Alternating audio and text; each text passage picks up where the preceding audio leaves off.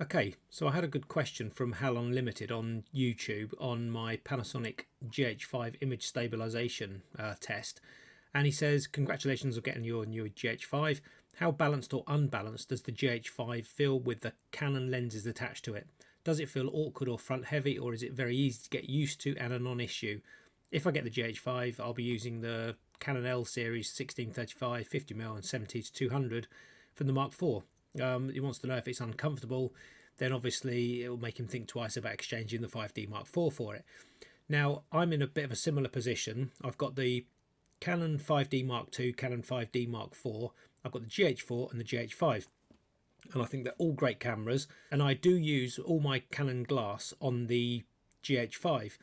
Now, obviously using a Metabones Speedbooster 0.71. And I've been debating whether to sell my 5D Mark II to use the GH5 for stills. Now, I have always used the Canon lenses, similar ones. I've got the 1635 2.8, 50mm 1.4 and the 70-200 2.8, and I've used them on the GH4 quite a bit with the Metabones for video work, not for photos, for video work, and they've worked flawlessly, especially the 1635. It's my go-to lens for the GH4 and now the GH5. And the weight is it is what it is. If I show you a picture, that's the GH5 with the 70-200 2.8 and the Metabones Speedbooster. Now at this point the camera becomes really light and the weight is all bared down on the lens, so it's similar to when you have the 5D Mark IV. It's not that much different to when you have that camera with this lens. It's still going to be heavy with the lens, so this is why you have the tripod mount. So whenever I'm using a GH4 or GH5 with this lens, I use the tripod mount, and also keep it on there when I'm hand holding, because it is a big lens. You know, you can see that it just takes, it's overpowering. The F4 version is actually quite a bit smaller, so I think you'll find it quite a bit easier to carry, but I've never had a problem with it. I think it's absolutely fine. And I've just been out taking some photos with it, because one of my issues was, if I get rid of the 5D Mark II, would the GH5 with this lens stack up as a B camera at a wedding? So I want to know if the stills from this camera and this lens setup would be good enough to replace my 5D Mark II. Now I'm pretty sure they won't, because the quality won't be quite the same, because obviously you're comparing a Micro Four Thirds sensor against a full frame sensor, but my results were actually pretty good. Now I'm going to show you a few photos here that I've taken with the GH5 with this lens this morning, to see if it's good enough for my kind of approval, if you like. Now this photo here is taken from the Beachcomber Guest House, looking right down the Esplanade into Weymouth Town. That's Weymouth Town there, and this was taken with settings 320th of a second at f5 ISO 100, and it was at 142mm, and I could have zoomed in a bit more, wish I had now. And no flash obviously, but we've got the Metabones on there. And the interesting thing is, if I zoom in, that's King George's statue there, and you can read the sign. The quality's very, very good for a Micro Four Thirds with this lens. You can see there it's King George III, 50th year. You can read all the number plates down by the statue. You can see Zara's little box there, one of our entertainment people, and you can see Palmer's, the real estate agent in town. You can see Specsavers there right deep into town, and you could pretty much recognize any of these people in the shot, who are all a fair distance away. Now the interesting thing is, that was taken from the Beachcomber Guest House, but if I showed you the actual distance from the Beachcomber to that statue, if you look over here, this is the Beachcomber Guest House on the Esplanade, and right over there is the statue. Let's zoom down a little bit. So we got the Beachcomber Guest House there, so you can imagine how small I'd be standing outside that guest house. And then we go all the way along to the statue, which is there. Okay, so that is a long way. Let's come back out a bit. So that's how far I was taking that shot, and if we go back into the photo, you can see it there, and everything's readable, people are recognizable, you can read number plates. So I'm really happy with that shot. It's absolutely brilliant.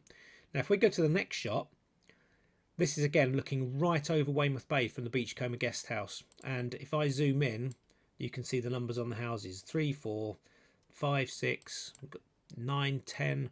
Just about read the name there. This says, what does it say? Own a holiday home on the Dorset coast. So you can, it's pretty sharp, put it that way. I'm pretty pleased with that. And that shot was it this one? No, it wasn't that one. It was this one. Oh, it was that one, sorry. Oh, that's still at 142 millimeters, so I'm not even zoomed right out. Actually, I am zoomed right out, and what I've just realized is that even though this is showing 142 millimeters, if we take the 200mm lens times by 0.71 of the Metabones, comes to 142 millimeters. So even though I'm zoomed right out at 200mm with the lens and the Metabones, it's actually showing up as 142, but it was stretched out right to 200 millimeters on that camera. And again, if I move this out of the way and I zoom in, like I say, this is very, very clear shot. It's really good. You know, with the GH5, the no low pass filter obviously helps a lot with the sharpness. It's way better than the GH4. And I'm thinking I would actually use this as a stills camera with that lens, no problem at all. Possibly even at a wedding. I think it's very, very good. And if I show you the distance now between these two places, so bear in mind that we can actually read door numbers here, and we can read that sign over there. If we now look at Google Maps again, we've got the Beachcomber guest house there, and if I have to zoom out for this one, let's zoom round a little bit, and there we go. So the Beachcomber is there, so that's where I was standing. If we zoom in again and have a look, little me was standing just outside that door there, and then the shot I just took was actually these buildings there. So that's a fair distance. So let's have a look at that again. I would have been standing right over here with the 200mm lens shooting right across here to those buildings there. Now that is not bad. That's a micro four thirds sensor with a Canon lens, 200mm with the additional Metabones, and we've got that shot.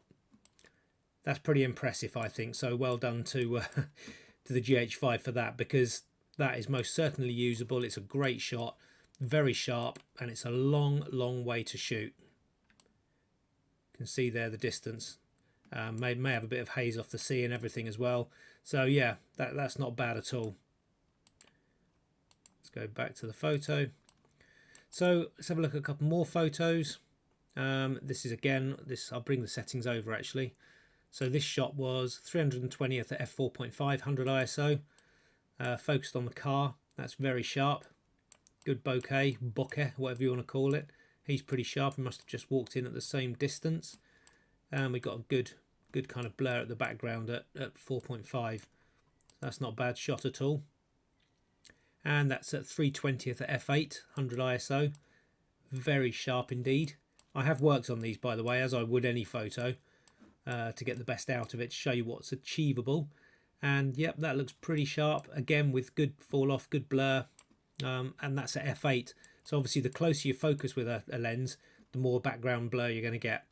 So that's really nice. And again, that's 320th at f3.5. This is all manually focused. That is very sharp. So we've got a shallow depth of field, but it's still got really good detail on the car there. Yeah, I like that. Good colours as well. And then again, this is 640th at f8, 100 ISO, manually focused again. Very sharp.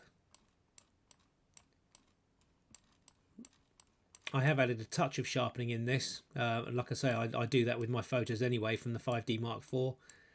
So again, really good sharp images. And this one's 200th of a second at f5.6, 100 ISO again. And again, it's very sharp, really good detail. Possibly I could have focused on a little bit forward. I focused on the leaves there by the looks of it, which are incredibly sharp, but the sign is still very sharp. Again, I was manually focusing, but it looks pretty good to me. Very little grain or noise, definitely usable at a wedding. That is really good. Now, obviously with the converter, you can actually open the lens right up to f2, the 2.8 lens, and I did that in the next shot, and you lose a lot of detail. This was 1250th of a second at f2, 100 ISO, same focal distance, and you can see you do lose a lot of detail, so I wouldn't recommend that. Flick back to the 5.6 and you can see a huge difference. But for me, the GH5 with the 200mm or 70 to 200 2.8 and the Metabones Speedbooster is a fantastic combination. So I may well be selling the 5D Mark II to actually just use one camera. So for me, I've almost got my hybrid camera. The GH5 for stills with really good glass works really, really well. And obviously for video, it's exceptional. So to answer the original question, I don't think you'll notice a huge difference. The GH5 is a bit bigger than the GH4. It's actually a really good combination, and it's just basically down to whether you want to keep the 5D Mark IV and the GH5 like myself, or if you think you're not going to use the 5D Mark IV for video, bearing in mind there's new firmware coming out.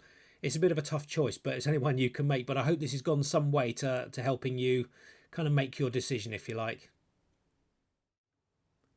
And just to finish off, here are a few images taken with the Panasonic GH5 with the 50mm 1.4 Canon EF lens with the Metabones Speedbooster times 0.71. So this first shot, 80th of a second, f3.2, ISO 320, 100%. And the next shot, this is 30th of a second, 3.2, f3.2, ISO 640. And I must say these are all handheld as well, using the in-body image stabilization. That's 100%. A little bit of noise coming through at 640. And then we got 80th of a second to f5, 100 ISO. And no noise at all. Well, barely any noise and very sharp. And again, handheld. And that's 50th of a second, f3.2, 100 ISO. That's 100%. That's 60th of a second at f8, ISO 640 to get more depth of field.